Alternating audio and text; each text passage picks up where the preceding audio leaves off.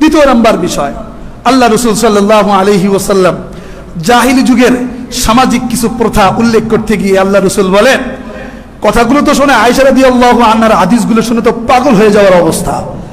আয়েশা রাদিয়াল্লাহু আনহা বলেন, আমাদের জাহিলি যুগের আল্লাহ রাসূল থেকে শুনেছি জাহিলি যুগের অবস্থাটা ছিল এরকম।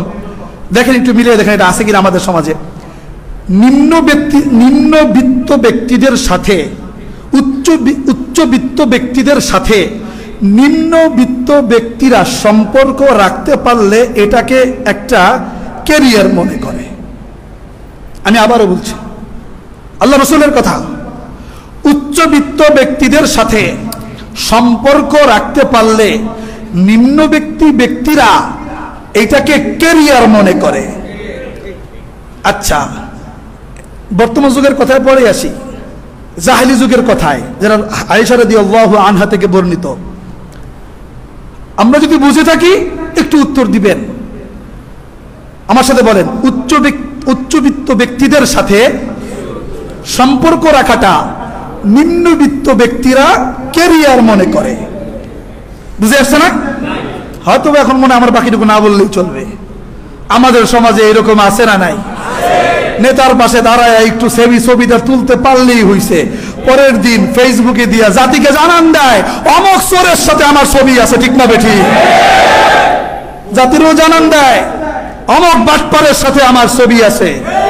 ও দোস্ত, উচিত তো ছিল এই মানসিকতা লালন করা, যে আলেম ওলামাদের পাশে যখন দাঁড়াবো ছবি নাই, অন্তত তার দিনের রুহানিয়াতটা যেন আমরা গ্রহণ করতে পারি।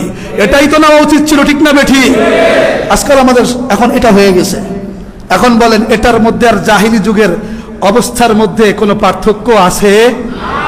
একেবারে পুরো মিলে গেছে না?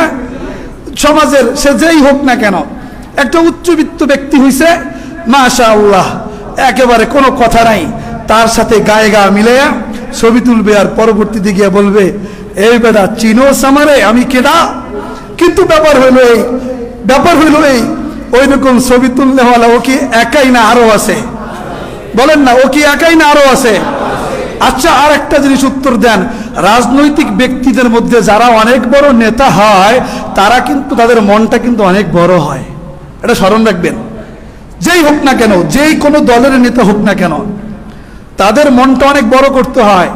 তাদের মন যদি বড় না হয় তাহলে কিন্তু তারা কোনোভাবে রাজনীতি করতে পারবে না। কারণ একজনের ভোটে কি কোনোদিনও জেতা যায়? বলেন না, একজনের ভোটে কি জেতা যায়? তার তো জেতার দরকার। টার্গেট কি? শুধু একজনের ভোট নেওয়া না সবার ভোট নেওয়া? বড় মসজিদের মুসল্লি যারা আছে সবার ভোটটা যদি সে একা পায় নেতা, সে খুশি হবে না বেজার হবে? তাহলে আরে মিয়া, ওই রকম ছবি তুলবার সুযোগ তো সে সবাইরই দিবে। তা আপনি একখান ছবি তুললা ফাল মারেন কেন? এটা বুঝের অভাব। জোরে বলেন, কিসের অভাব? সম্পূর্ণ বুঝের অভাব। শুধু আপনি নেতার পাশে ঘেসতে চান ব্যাপারটা এরকম না, নেতাও চায় আমার পাশে ঘেসুক। শুধু আপনি যে নেতার সাথে ছবি তুলতে চান এটা না, নেতাও চায় আমার ছবি তুইলা ও আর ফেসবুকে আপলোড দিক। চায় কি চায় না? এই জন্য স্মরণ রাখতে হবে আমাদের, এই নীতিগুলো আমাদের ইসলামের যুগের নীতি নয়। এই নীতিগুলো কোন যুগের নীতি? চলে বলেন, কোন যুগের নীতি?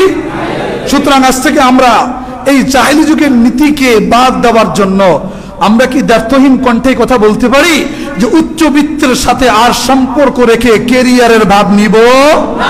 বলেন, ক্যারিয়ারের ভাব নিব? তার আমাদের কথা এখন থেকে এটাই হবে, যত আল্লাহ ওয়ালা পাবো তাদের পাশে গিয়ে তাদের কাছ থেকে ভালো কথা নেওয়ার চেষ্টা করব। পারবো তো ইনশাআল্লাহ? আল্লাহ ওয়ালা পাবো, বলবো হুজুর আমার হাতটা